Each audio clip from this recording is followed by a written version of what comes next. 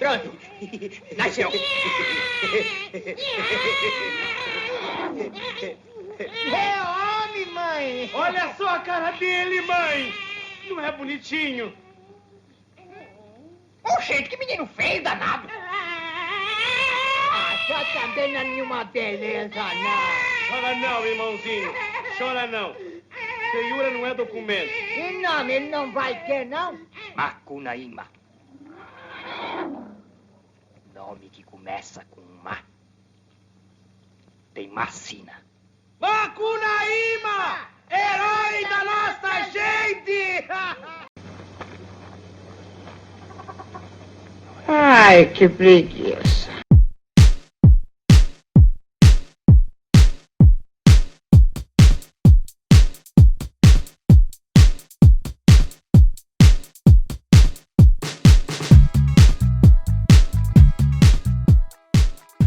Oi gente, o Minimundo número 8 está começando. O Minimundo de hoje é sobre natureza. Vocês sabiam que a palavra que o povo Yanomami usa para designar o homem branco significa povo da mercadoria? Pois é, somos pessoas definidas pelas coisas. Eu tô no meio de uma mudança aqui em casa e tendo que me deparar com todas as coisas que eu acumulei na minha vida e que eu não consigo me desapegar, mas eu não preciso. Eu acho que eles estão completamente corretos. Aprendi muito no episódio de hoje, foram pesquisas muito boas de fazer. Espero que vocês também aprendam. Então, para começar, não esqueçam de se inscreverem no nosso canal e curtirem o nosso vídeo. Nesse primeiro bloco, nós teremos Baby Budas com Pardais. Teremos Reflexões do Curumim, de Frank Coe, um documentário filmado na Amazônia no fim da década de 80 e início dos anos 90. Teremos também, no Pra Quem Nunca Sai de Casa, o fotógrafo, o incrível fotógrafo Valdomiro Aita, que largou a cidade e foi morar, perto da terra com a sua família. É uma história muito incrível, a do Valdomiro. E a gente vai começar com diversidade nesse episódio. Estamos estreando Mundo Queer, um quadro da Kellen Zinelli, e que hoje fala sobre o preconceito que chegou pelo mar nas Américas. Vamos lá, que o Minimundo número 8 está só começando.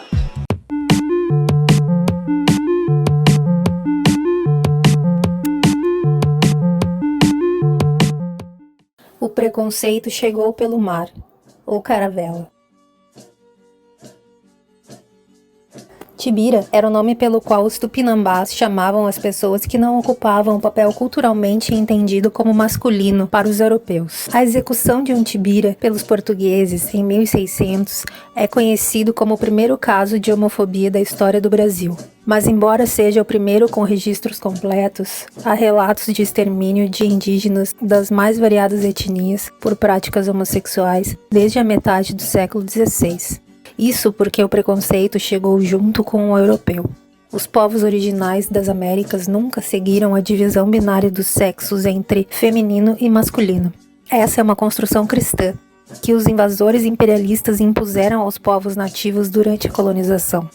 A doutrinação ocidental resultou não só no apagamento histórico de sexualidades mais amplas e fluidas que existiam por aqui, como criou hostilidade dentro dos próprios povos pelo comportamento que não reproduzissem o sistema binário europeu. Segundo o antropólogo Estevão Rafael Fernandes, os registros apontam que entre o que conhecemos como feminino e masculino existiam até 5 variações de gênero nas Américas. Os nativos norte-americanos que lutam pela diversidade sexual e de gênero são os primeiros a retomar esse aspecto do passado pré-colombiano, resgatando o termo Two-Spirit para reafirmar as identidades trans, principalmente a partir do fim da década de 1980. Os dois espíritos são relatados em diversas etnias, porém em nomenclaturas diferentes, mas sempre se referindo a identidades de gênero semelhantes. Eram pessoas com um importante papel político e sagrado, por serem indivíduos que podiam transitar livremente entre os mundos masculino e feminino, não apenas por sua orientação sexual, mas por diversos outros aspectos e por práticas na vida social, política e religiosa de suas nações. No Brasil, o resgate das sexualidades divergentes do modelo moral eurocentrista também tem ganhado força, com um número cada vez maior de lideranças indígenas LGBTQ, que lutam contra o apagamento histórico de sua existência, contra a evangelização e aculturação dos seus povos, e são fundamentais para a visibilidade e representatividade e luta contra a heteronormatividade, o descaso e a opressão de um governo genocida.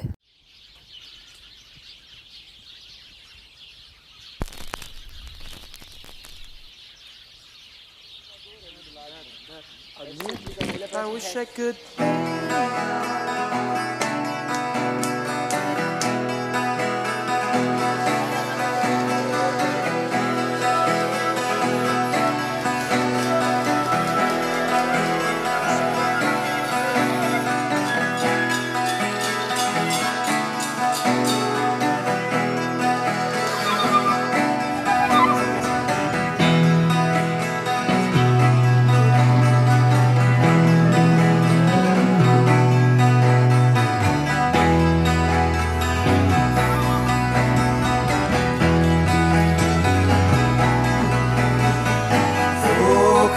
Feito um pardal, uma canção dominical, dia primaveril, que flua feito um rio, em noite invernal, afaste todo o frio, até o sol voltar.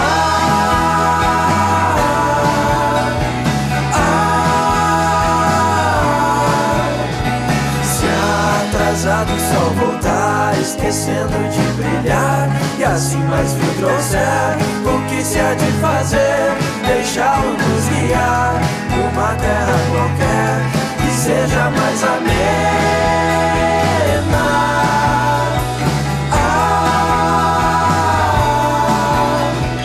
Tudo corre e voa, a pressa não perdoa, no entanto é tudo tão à toa.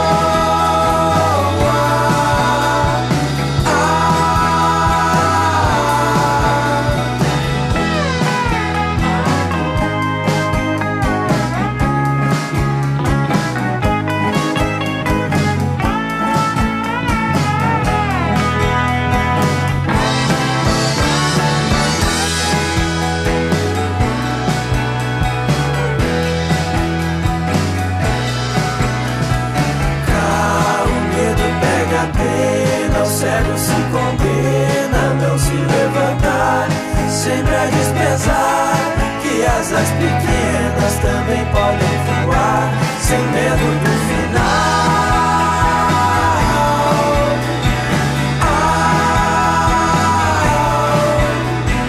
Tudo corre e voa, a pressa não perdoa, no entanto é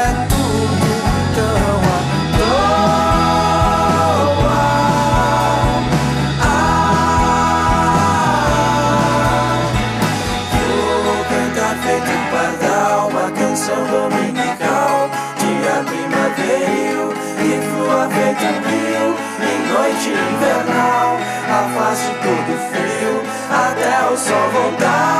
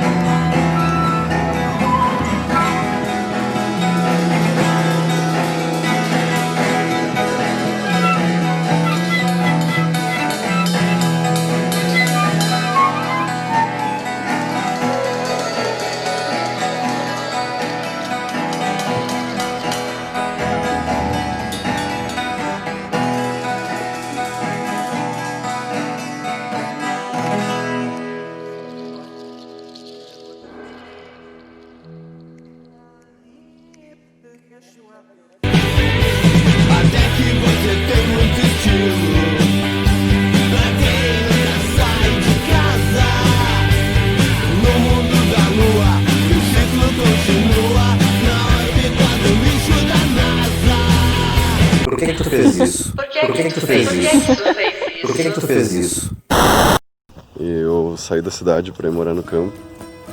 E eu fiz isso porque eu acabei achando a cidade um ambiente tóxico e violento onde eu não queria mais ficar, nem que meus filhos crescessem lá.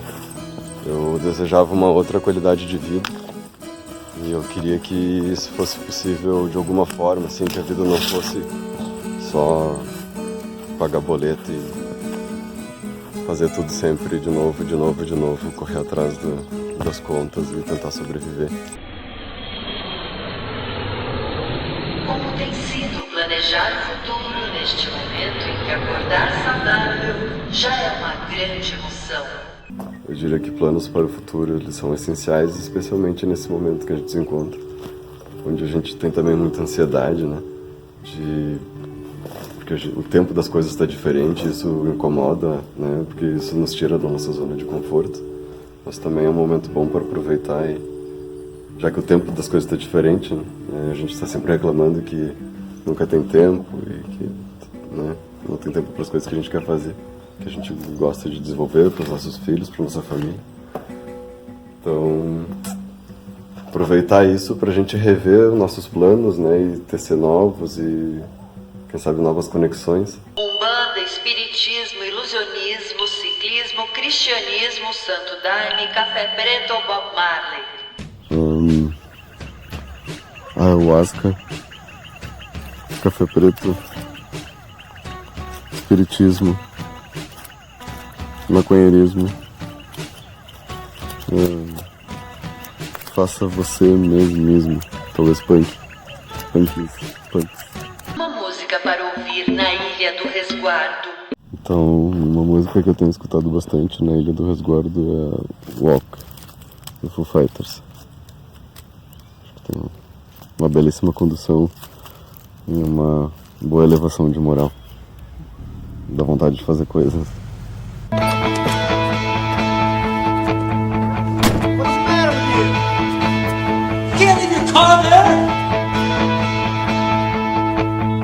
Um artista que o mundo precisa conhecer. Eu vou dar uma modificada e eu vou então sugerir que as pessoas devam conhecer métodos de depender menos das coisas que elas criticam tanto, né? Que é o tal do sistema, que é depender da comida do agronegócio, que promove o desmatamento, né? Poluição da água e deixar de repensar seus hábitos. Então eu sugiro que as pessoas deem uma pesquisada e conheçam um pouco sobre permacultura, quem sabe, agroecologia, consumo local, sazonal, slow food, né? São termos que eu recomendaria que as pessoas dessem uma pesquisada. Eu abro mão de sugerir o nome de um artista que eu acho que todo mundo tem bastante, assim, e gosta de vários, e pesquisar sobre esses termos. Que esta experiência muda ou acrescenta na tua percepção? O que mudou de verdade, assim, na prática, na minha rotina da vida diária, é que algumas pessoas acabaram vindo passar a quarentena aqui, a quarentena nunca acabou. Então, eu morava sozinho com a minha família no sítio, agora a gente mora em mais ou menos umas 10 pessoas. E tá sendo muito interessante a criação de uma comunidade, então agora é intencional já, mas que veio de um susto. E a gente vê como as coisas vão florescendo e as relações e as redes, né, vão se tecendo. Então, pra gente poder ver, né, as coisas boas e positivas dessa situação e poder sair melhor dessa do que quando a gente entrou, né, surpreendentemente. Isso é a resiliência e é assim que a gente evolui. Anim wepo pangrum hoti. Anim hoti anim wepo we.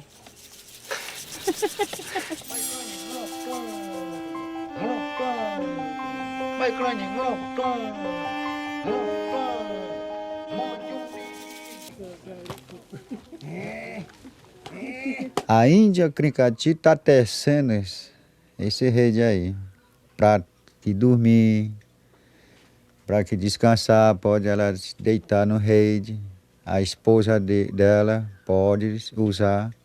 Isso é uma tradição. Há muito tempo que já vem essa tradição.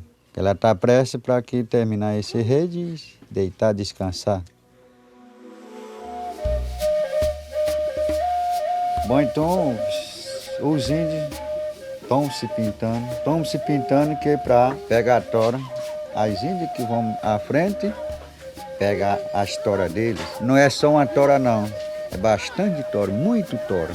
16 toras e vamos chegar correndo. Às 16 quilômetros, bom, então por isso apresenta esse pintura, Tinturucu. Porque os Crincati estão de festa indígena, a festa que nós chamamos esteira.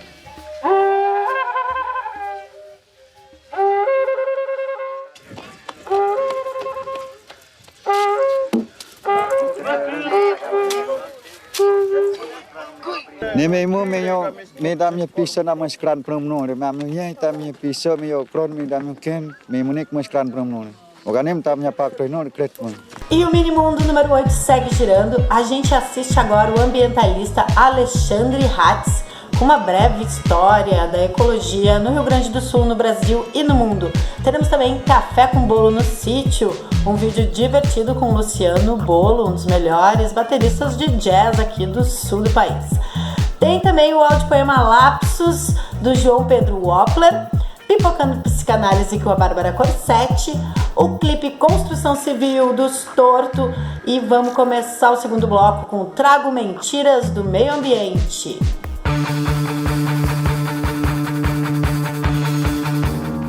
A Amazônia é o pulmão do mundo. Pulmão é um órgão dos animais que faz troca de gases. As folhas das plantas também fazem trocas de gases.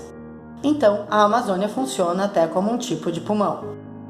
Mas os verdadeiros pulmões do mundo são os oceanos. Eles produzem muito mais oxigênio do que consomem. Já as florestas, principalmente as muito desmatadas, consomem quase todo o oxigênio que produzem. De qualquer forma, a licença poética é válida, já que a floresta amazônica é vital para o mundo. Seria correto até afirmar que a nossa floresta é o coração do planeta, porque regula o sistema climático global e espalha chuva para outras regiões do país em nuvens que funcionam como veias bombeando sangue para o restante do corpo. Ministério do Meio Ambiente. Apesar de o Brasil ter um Ministério do Meio Ambiente, esse gabinete, comandado por Ricardo Salles, na verdade parece estar mais a serviço do agronegócio e dos interesses privados multinacionais. Desde o começo do governo Bolsonaro, a pasta transferiu o Serviço Florestal Brasileiro para o Ministério da Agricultura e a Agência Nacional de Águas para o Ministério do Desenvolvimento Regional. Além disso, houve um afrouxamento da fiscalização do desmatamento, corte de até 95% das verbas das políticas climáticas que combatem o aquecimento global, colocou em risco o Fundo Amazônia, liberou um leilão para exploração de petróleo em Abrolhos, só para citar algumas atrocidades. Em abril desse ano, durante reunião ministerial, o ministro Ricardo Salles sugeriu usar as mortes provocadas pela pandemia como distração para avançar com medidas antiambientais sem nenhum diálogo com a sociedade. Ou seja, eles iam liberar geral na Amazônia, podem destruir, ninguém está prestando atenção, está todo mundo preocupado com o Covid-19. Um ministério que atenta contra suas próprias causas não é um ministério. Novo marco regulatório do saneamento básico. Dia 15 de julho de 2020, o presidente da República sancionou o novo marco regulatório do saneamento básico. Segundo o governo, o novo marco tem como meta levar água potável, coleta e tratamento de esgoto para 90% da população até 2033, além de estimular o investimento privado no setor. De acordo com o Ministério da Economia, o novo marco legal do saneamento deve alcançar mais de 700 bilhões de reais em investimentos e gerar por volta de 700 mil empregos no país nos próximos 14 anos. Na prática, facilita as privatizações, adia o prazo para os municípios extinguirem os lixões a céu aberto e instituem a cobrança de outros serviços de limpeza e saneamento urbano, como poda de árvores, varrição da rua e limpeza de estruturas e drenagem de água da chuva. A privatização deve encarecer a conta para o consumidor e deixará regiões periféricas desassistidas por oferecerem pouco lucro às empresas do setor. E para todo mundo ter certeza que é marmelada mesmo, o relator do projeto de lei, senador Tasso Gereissati, é do grupo Gereissati, única empresa acionista da Coca-Cola no Brasil. Você sabe que a Coca-Cola e a Nestlé são grandes privatizadores de água do mundo.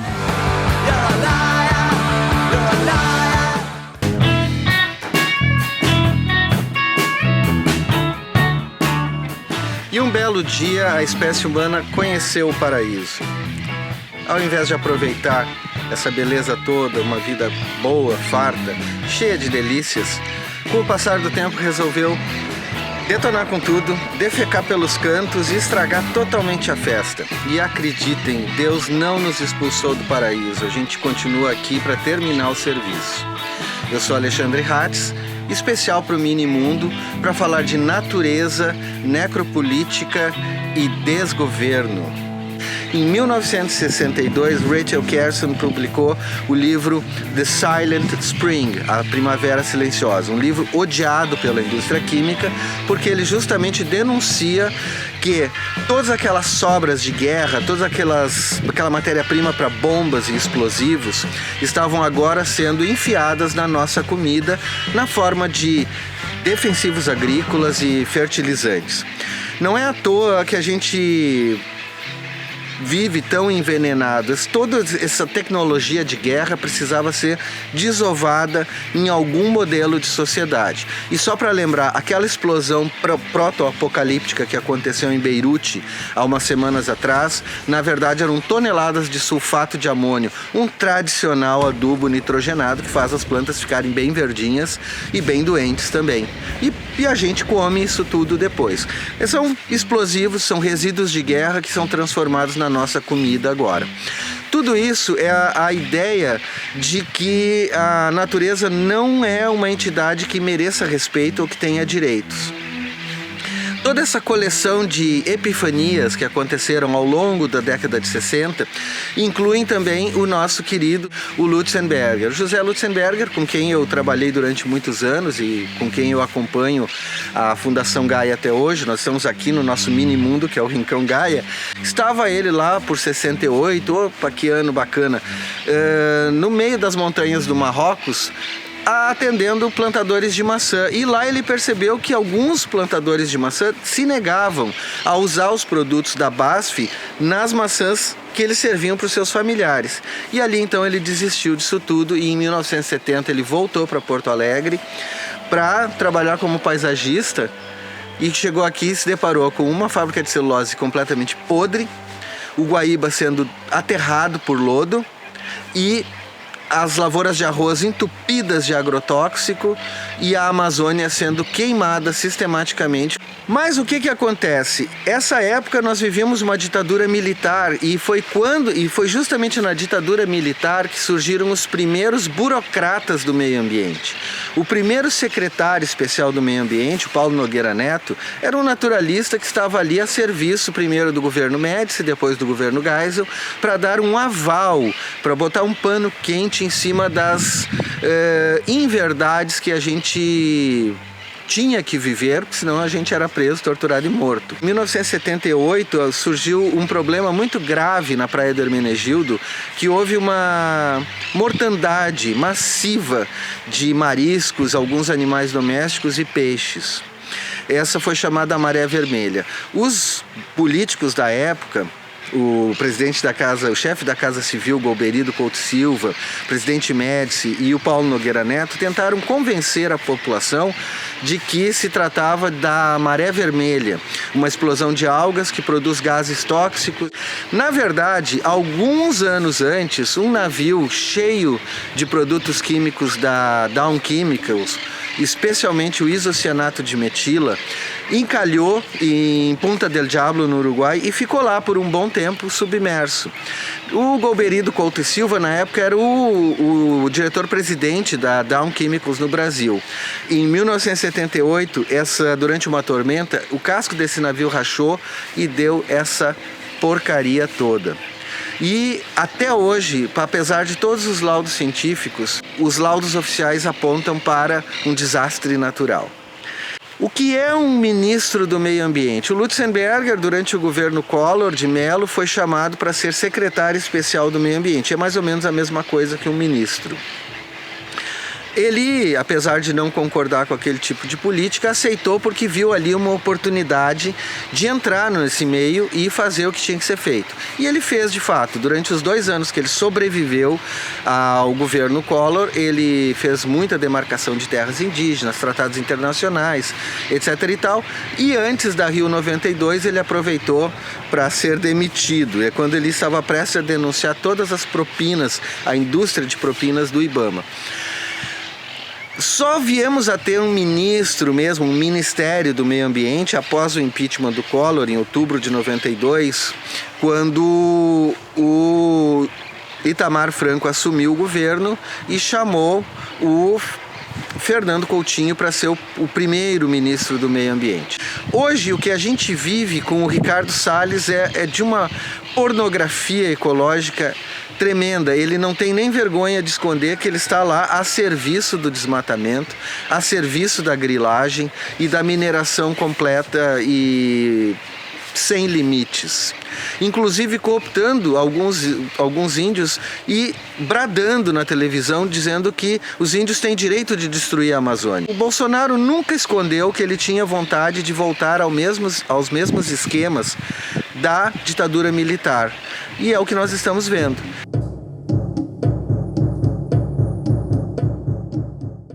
Oi, meus amigos, tudo bem? O meu nome é Luciano, os amigos me conhecem como Bolo.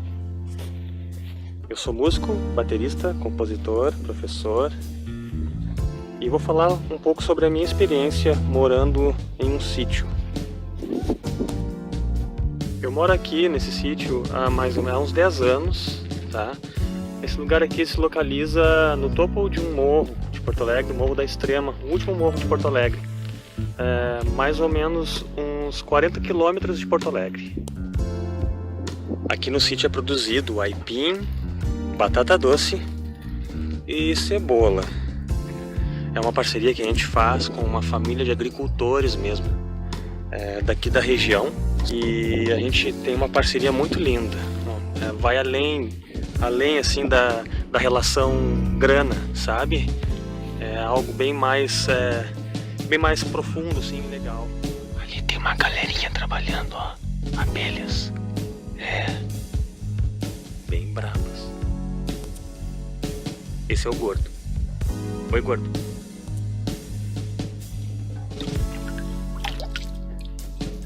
É bom molhar o rosto, né? Água pura. Agora a ideia é visitar uma famíliazinha de galinhas. Elas são muito legais. Ah, tá, aqui estão elas. Oi, tudo bem? Oi. Tem comidinha aí? Tem ovinho. Esse é o galinheiro. O galinheiro musical.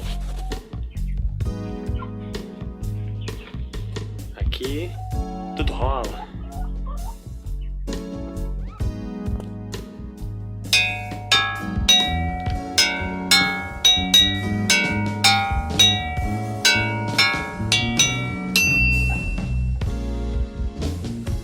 É o galinheiro musical. Aqui a gente tenta aplicar todo o conhecimento que a gente adquire com o tempo, né?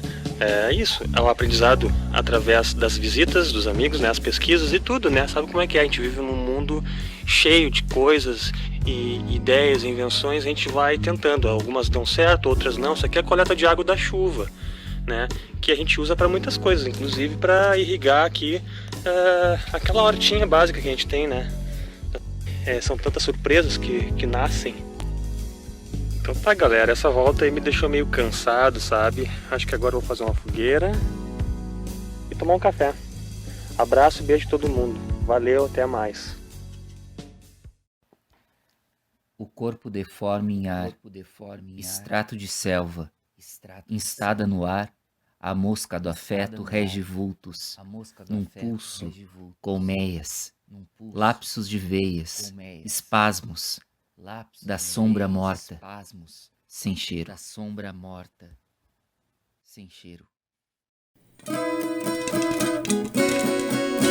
Pipocando psicanálise. O nascimento de uma vida é uma grande revolução.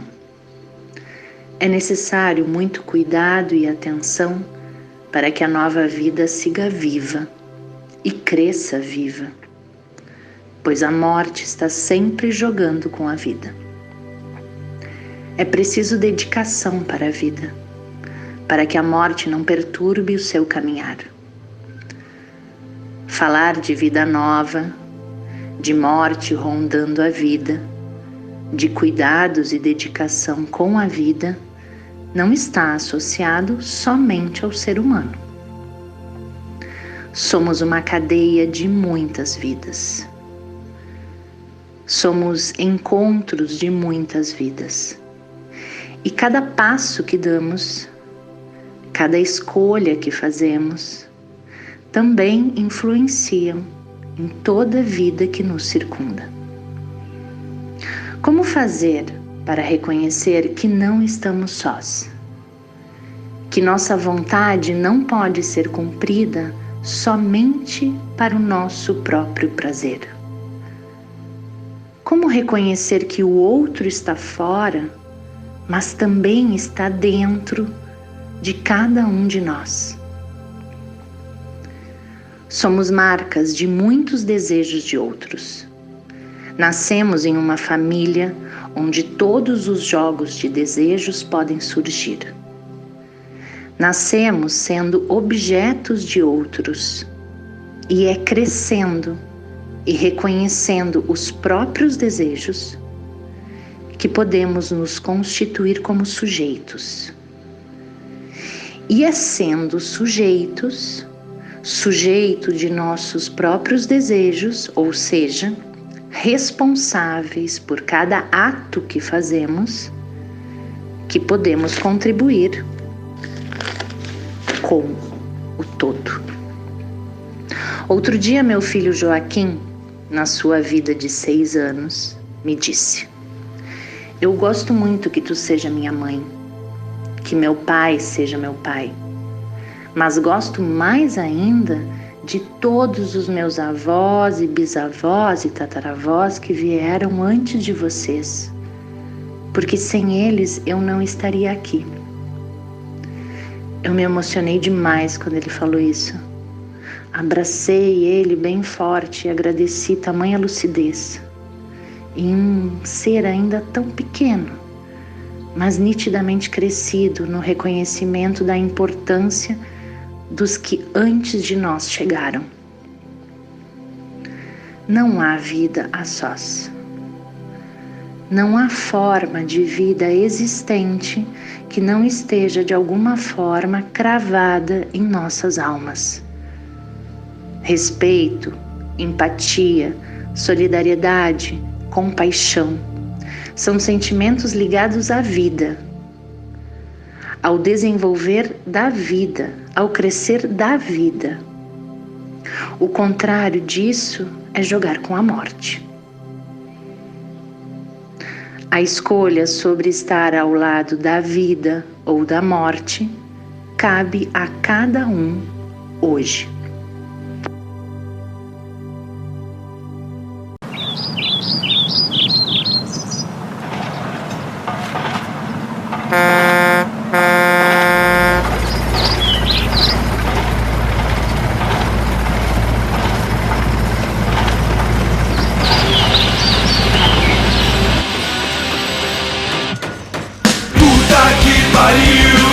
A construção civil tá mandando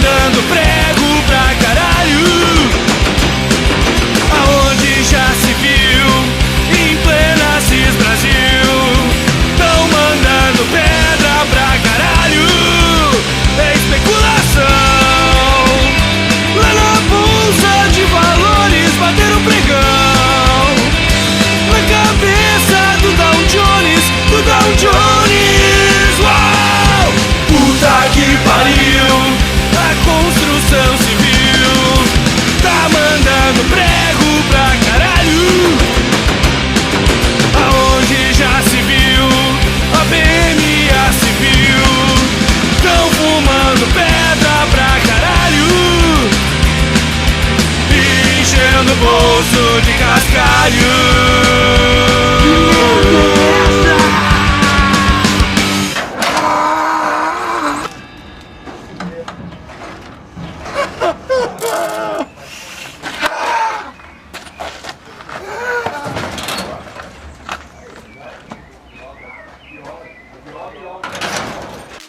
Vocês sabiam que para produzir 1 quilo de carne bovina são necessários 15 mil litros de água em média? Pensando nisso, eu convidei o meu amigo, professor, músico e ativista antiespecista Thales Neckel Miguel para falar pra gente como que o veganismo pode salvar o mundo.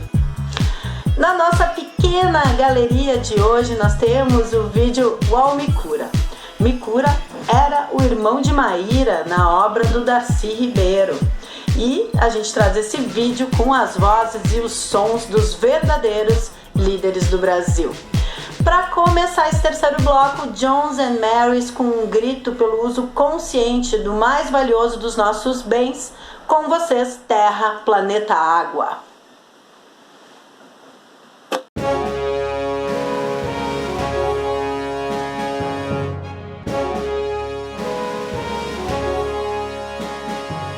Começa agora o programa Johns and Marys, recurso natural fundamental para a existência da vida na Terra, a água. O Brasil concentra 12% da água potável do mundo, porém 40% do que é distribuído à população é desperdiçado. Brotando das nascentes, os rios chegam às cidades, onde recebem o esgoto não tratado, resíduos industriais e lixo.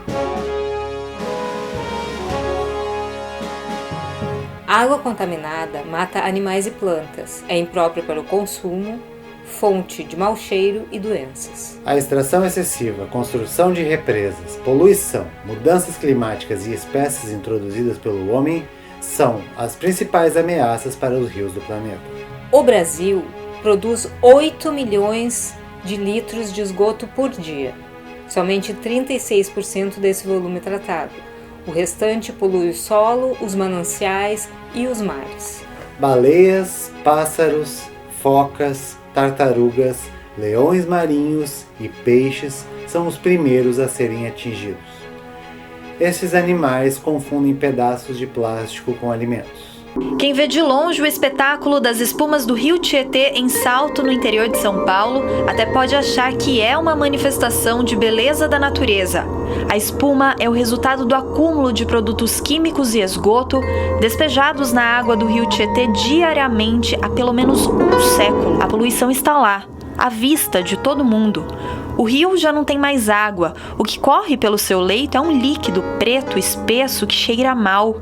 É uma soma de esgoto residencial com descarga de produtos químicos e industriais perigosos.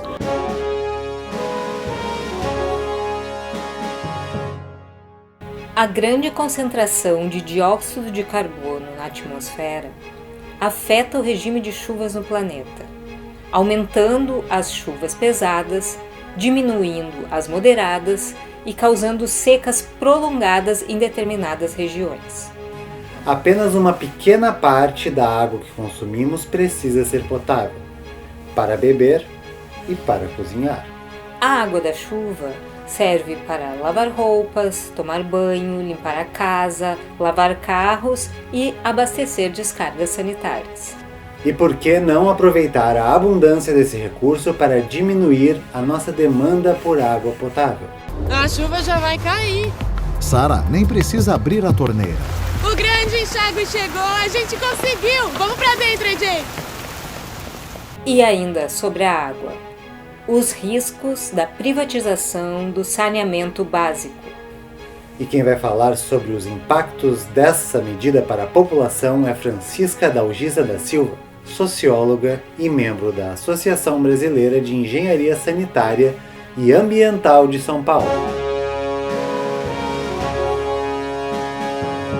Tem que ter uma lógica por trás disso. A população não é o objetivo dessa proposta. Ele foi pensado, estruturado para privatizar, como eu falei anteriormente, as grandes empresas de saneamento do país.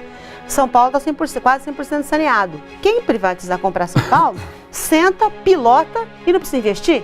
Pode ficar aqui 30 anos sucateando toda a infraestrutura que o Estado colocou, que a população pagou, pilota isso, explora, vai embora. E no próximo Jones and Marys, tudo pode acontecer.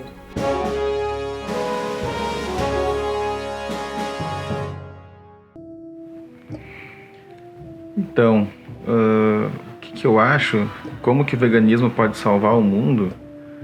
Eu acho que pode. Em primeiro lugar, eu acho que ele pode sim, né? Se a gente pensar nele como um movimento, como uma filosofia de vida que é totalmente alinhada, né, com outras lutas importantíssimas, né, para a gente pensar pelo menos uma forma de amenizar os grandes males do mundo, né?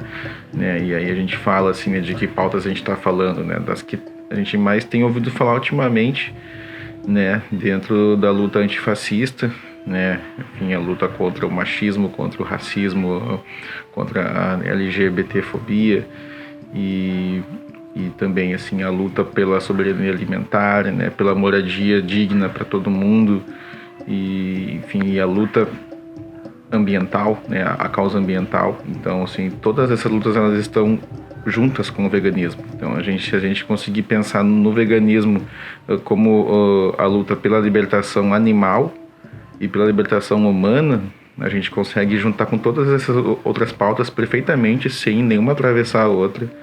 Aí a gente consegue pensar, talvez, que tendo bastante gente adepta de todos esses movimentos, a gente possa ter alguma esperança num futuro melhor para a nossa humanidade. É isso que eu acredito. Andou na terra suavemente, pisando devagar na terra, porque sabia que quando o homem pisa duro na terra, ele está de alguma maneira acelerando o tempo da sua vida aqui na terra e diminuindo a possibilidade e a chance de outras espécies, da floresta que você vê, da fauna, de todos os seres que têm a sua cadeia.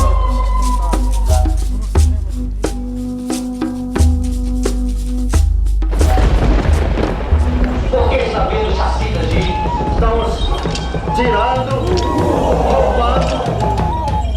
As escolas só ensinavam para as crianças que o Brasil tinha sido descoberto, mas nunca disse para ninguém que o Brasil foi invadido, que essa terra era dos povos indígenas.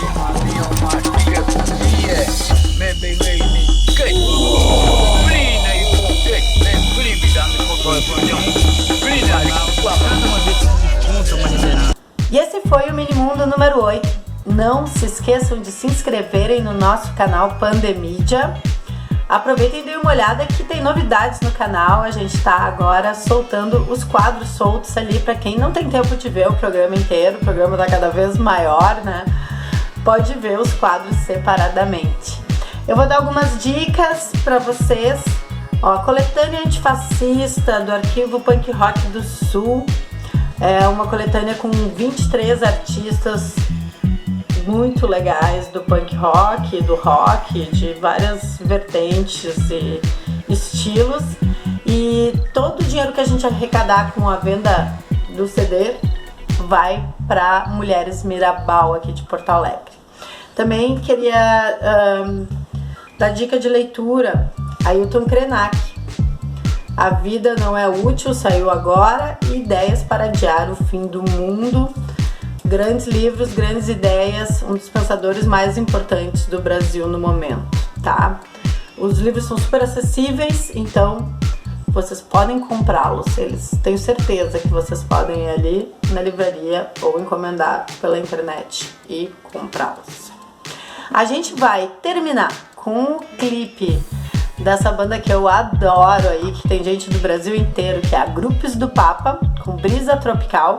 Mas eu queria ler um trechinho do Ailton Krenak aqui, do Ideias para Adiar o Fim do Mundo. Fomos, durante muito tempo, embalados com a história de que somos a humanidade. Enquanto isso, enquanto o seu lobo não vem, fomos nos alienando desse organismo de que somos parte, a Terra, e passamos a pensar que ela é uma coisa e nós outra. A Terra e a humanidade. Eu não percebo onde tem alguma coisa que não seja natureza. Tudo é natureza. O cosmos é natureza. Tudo em que eu consigo pensar é natureza. É isso aí. Um beijo e até o próximo Minimundo.